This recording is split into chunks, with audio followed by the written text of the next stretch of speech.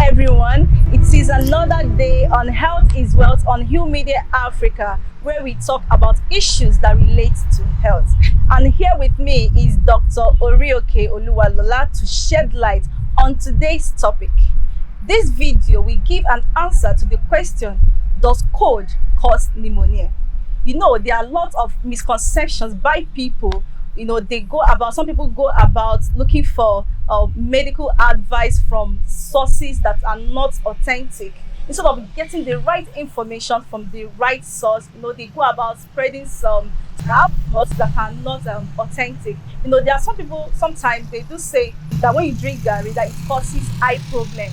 Some people also believe that it's poisonous when you take mango and carbonated drinks. You know, these stories go on and on. There are a lot of things, there are a lot of misconceptions when it comes to health. So the one that actually got my attention is when I heard that cold causes pneumonia. So I would like to know, doctor, like what can you say about this?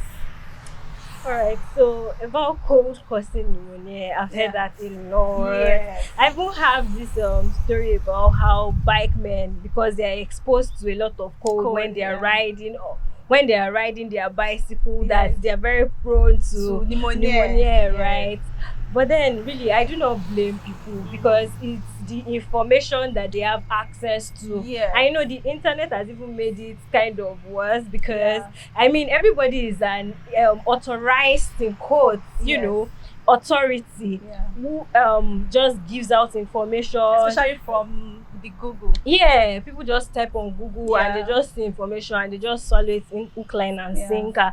And even me myself, right, I didn't get to actually know the truth about pneumonia until about, say, in my fourth year. That's like 4 years ago. And so I mean, there are lots of people. I could also remember there. my mom, I could remember when I was small, she would be like, cover up before you get pneumonia. And I believed that up until now. You get so like but at the real sense, like what could you say? What is the link between cold and pneumonia?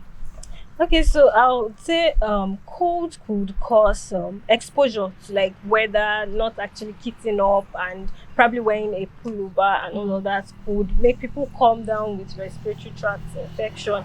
I know when this happens and they are not well treated, right? That's like one thing. Then probably in an individual that is immunocompromised, that's like someone that has a low immunity. That could be a child, or an elderly person, or someone that has coexisting illnesses, underlying like probably diabetes or something. Their immunity is just reduced, right?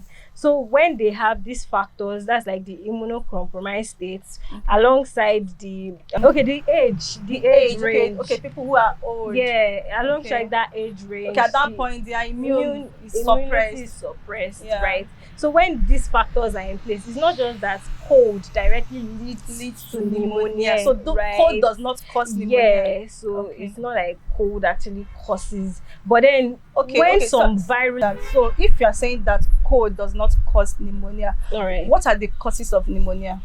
Well, we have there are infectious agents, right, that cause pneumonia, which can either be viral or they can be bacterial. For the viral causes, we have Haemophilus, right? Haemophilus influenza. Right? I've heard about that. So then for the bacterial causes, strep pneumonia. Streptococcus pneumonia. Then for people that are immunocompromised, right, we have opportunistic parasite or organisms like Pseudomonas. Right. Then Klebsiella too would also be So you are saying that these infectious agents are the causes of pneumonia? Yes. Okay, so we would like to know what are some of the symptoms of pneumonia, so that one could tell if he or she is down with pneumonia. Okay, so usually they come down with cough. And this cough is usually, it would have lasted for maybe 2 weeks, and is usually productive. It's not just dry cough. That's persistent cough. And it's usually productive with this thick kind of phlegm, right? Like a mucus? Mucus-like substance. So they also come out with fast breathing or difficulty in breathing. Sometimes chest pain. Then they also have fever. Yeah. Okay. fever. They have fever too alongside. Okay, So talking about usually, chest pain, there are some people that maybe when they sleep on the floor, waking up in the morning, they will have some pains. They'll be like, it's like I'm caught up with pneumonia. Like, does that mean like does that mean that cold like could like when you sleep on the floor constantly, it could lead to pneumonia? well, yeah, it's a way to expose yourself to cold. Do you understand? When you Mm. sleep on the floor, sometimes the floor is cold, and through that, you might expose yourself to the weather. Like I said earlier, right? What we said as cold, if not well treated, and you have those, immunocompromised states, the age range, you could actually still come down with So you are saying pneumonia. that means someone could have cold and it will eventually go without the person having pneumonia, Yeah, right? yeah, sure. Because most of the time, cold is caused by viruses and they are self-limiting. So that means in a space of 2 weeks, we expect that it The resolves person will even recover. without doing anything. Yeah. Pretty much. So that means having pneumonia is more severe, like is a chronic something. Yeah, because it's not chronic per se. I won't say it's chronic. I would just say that it involves the lower part of the respiratory tract. So we call it lower respiratory tract infection, while the Okay. cold or the upper respiratory tract Okay, so involves cold the is upper involves the part. upper respiratory tract, Yes. while pneumonia So involves the lower respiratory tract. yes. Okay, good to get that. Okay, Yes. that is very important. Um, before we wrap it up, I would also like to know how can one contract this pneumonia? I would like Okay. to know for the sake of our viewers. Yes. So we have the community acquired pneumonia, right? Community acquired pneumonia. Yeah. Then there's also the one that can be hospital acquired. Okay, hospital acquired Yeah, so that's pneumonia. why a lot of times once our patients are fine, we discharge them because there are a lot of microorganisms in the In the hospital. hospital, that's true. So yeah, people could contact them. Also crowded spaces, right? Yeah. Then there's also the place of people that do not vaccinate their Okay, children. vaccination. There is Very pneumococcal important. vaccine, right? That is Okay. supposed to be taken by Okay. children. Yeah. So when they don't take these vaccines, because the immunity of a child is low, It's low. right? Yeah. So they can't fight against these organisms when they come. So yeah. Okay, so what can one do to protect his or herself from being exposed to these infectious agents? Well, recognizing people around you that probably have it and trying to avoid them To avoid crowded yeah. places. Then for children, I mean, parents should and caregivers should try to vaccinate their children, right? They should try to vaccinate them.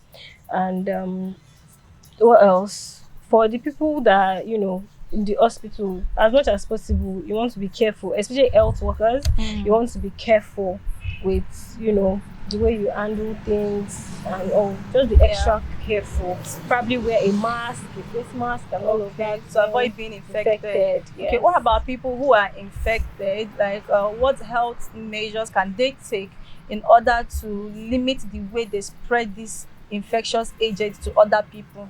All right, so I think cough is not something that you take lightly, especially when it's productive, right?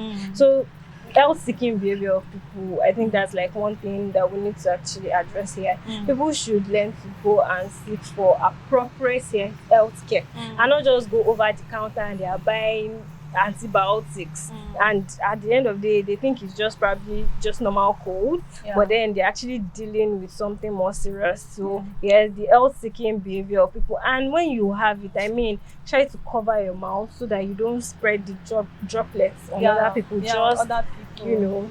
Especially or when use they a mask cough or as well. sneeze. Yeah, so you can also use a face mask to help out. Yeah.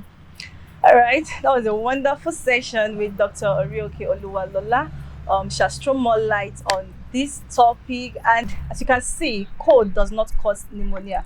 Rather, pneumonia is being caused by infectious agents which are around the environment. You can actually inhale them or acquire them from the community, from the hospital, or anywhere around us. So pneumonia is caused by infectious agents like bacteria and viruses. So we actually need to protect ourselves from being infected. So we need to stop that misconception and get our facts right.